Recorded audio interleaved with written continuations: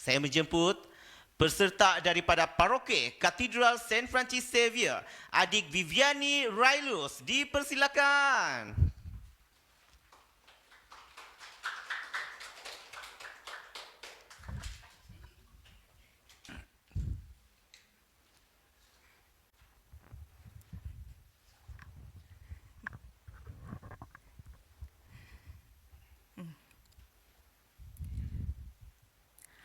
Bangun pagi, tidak lupa sarapan.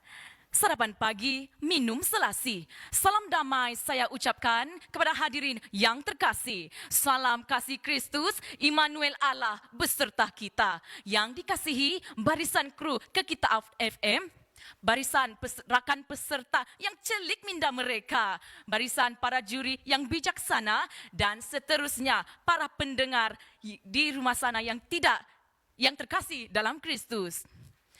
Tampilnya saya di sini pada hari ini adalah untuk menyampaikan sebuah pidato yang bertajuk tema panduan iman kepada umat Kristus. Saudara dan saudari yang terkasih, sebelum saya memulakan mukadimah saya pada hari ini, adalah lebih baik jika saya mengingatkan kepada saudara dan saudari pada 26 Mac 2023, Bapa Uskup kita, Datuk Cornelius Piong, telah pun melancarkan tema Keuskupan Keningau yang ke-30 dengan tema Umat Tuhan Berjalan Bersama dalam Yesus Kristus Membangun Gereja melalui institusi keluarga, memelihara bumi sebagai rumah bersama dan melayani sesama tanpa mengira agama, bangsa dan budaya. Oleh itu, menurut Bapa Uskup Datuk Cornelius Piong, semasa holinya, tema yang dipilih ini mampu membangun iman yang menyeluruh dan holistik. Sehubungan dengan itu, saya ingin merungkai tentang tema Pastoral Keuskupan Keningau ini. Sidang hadirin yang saya santuni, indikator saya yang pertama adalah umat Tuhan berjalan bersama dalam Yesus Kristus. Hadirin sekalian, kita sebagai umat Allah yang beriman, kita sepatutnya menjalankan dan menghidupi iman kita dengan menjalankan pelayanan rohani kita bersama-sama dan bukan meletakkan sepenuhnya di bahu padri, religius dan pemimpin awam semata-mata, kerana ini adalah tanggungjawab kita demi perkembangan gereja. Inilah yang dikatakan oleh Bapa Suci Sri Paus Franciscus dengan semangat sinodal, iaitu semangat berjalan bersama. Oleh itu, bagaimana caranya kita berjalan dengan Tuhan? Kitab suci mengajarkan kepada kita untuk sentiasa menanyakan Dia dengan sepenuh hati, mengarahkan hati dengan segala kerendahan hati, berdoa dan bertobat dari segala dosa dan kesalahan kita. Ulangan 4 ayat 29, Yeremia 29 ayat 13, 1 Tawarik 22 ayat 19. Sidang hadirin yang saya hormati, indikator saya yang kedua adalah membangun gereja melalui institusi keluarga.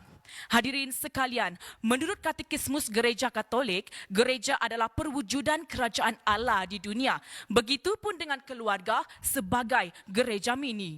Gereja mini inilah yang diharapkan untuk mewujudkan kerajaan Allah di dunia, kerana ia boleh diibaratkan sebagai sebuah cermin yang memantulkan cahaya kemuliaan Tuhan di bumi.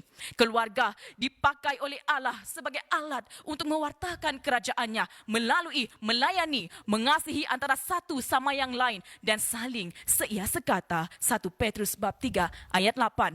Pernah dikatakan oleh Bapa Uskup kita, Datuk Cornelius Piong, kita dipanggil oleh Allah sebagai keluarga yang bersifat seperti keluarga kudus. Walaupun kita menghadapi berbagai cabaran, kita tetap memilih untuk hidup bersatu dan sama seperti keluarga kudus. Sidang hadirin yang terkasih dalam Kristus, saya teruskan indikator saya yang ketiga, iaitu memelihara bumi sebagai rumah bersama.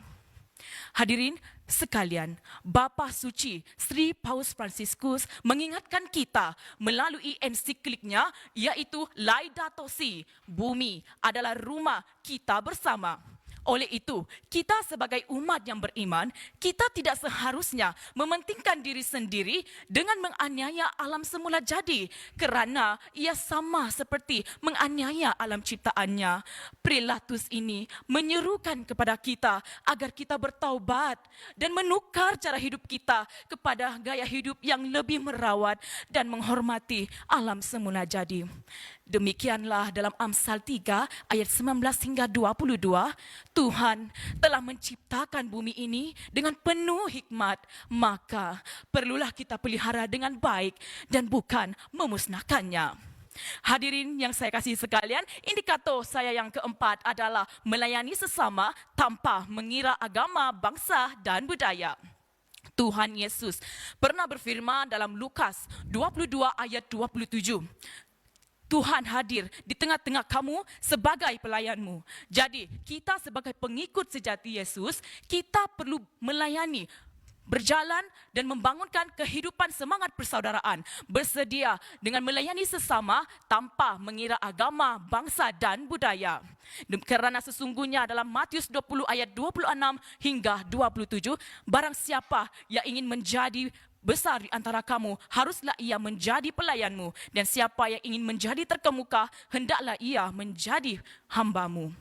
Selanjutnya, melayani adalah sebuah tanda dan bukti kita dipercayai oleh Tuhan. Dan menurut Santo Paulus, pelayanan adalah sebuah karunia dalam Roma 12 ayat 7. Hadirin sekalian, kesimpulannya, sekali lagi saya ingin menegaskan bahawa selaku orang yang mengimani Kristus, kita sentiasa menyahut tema ini sebagai panduan kepada arah iman Kristiani kita. Mengimani Dia dalam relasi yang intim dengan Kristus dan menyebarkan sukacita melalui Injil Tuhan. Allah